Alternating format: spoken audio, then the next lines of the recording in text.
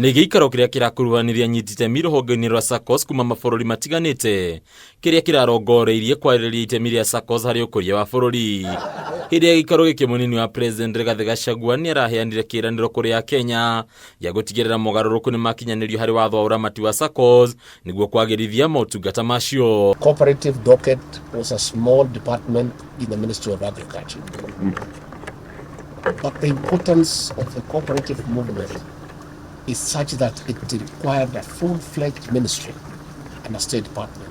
And the PS is just the right guy who's driving it and driving it well. Kũringana na GACHAGUA, Saccos na THOTHAITI nĩcio njĩra iria hũthũ mũno harĩ Akenya cia kwĩgĩra na ngombo hatarĩ gũthiũrũrũkio na ya kombithania, ũndũ ũrĩa ũngĩteithĩrĩria Akenya aingĩ kwĩrũgamĩrĩra kĩmbeca. Good idea should give way to a better idea.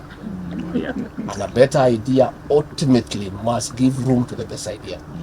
That can only happen when people talk and consult and share experiences. And that is what you have come to do.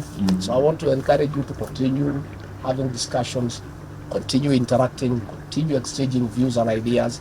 Let us build a stronger cooperative movement. Ningĩ Sacco nĩ igwetetwo gũkorwo iteithĩrĩirie bũrũri gũkũra kwĩtũkĩra ũteithio mũnene ũrĩa ireheire Akenya makĩria arĩa meyũmbaga ikundi-inĩ. What you have said, we're going to work together. The world is a global village. We all want to benefit from what you know and benefit from the little that we know so that we put things together. We've also stretched our lending capacity. We were at 667 billion last year. Today we are now at 680 billion. Mwena-inĩ wake Minister wa THOTHAITI Simon Chelugui nĩ agathĩrĩirie Saccos akiuga rũhonge rũrũ nĩ rũmwe rwa itugĩ cia bata iria igũteithĩrĩria gũkinyanĩria mũbango wa bottom up rungu rwa thirikari ya Kenya Kwanza. Total assets of the cooperatives in Kenya last year was 890 billion. As we speak today, we are now at 920 billion.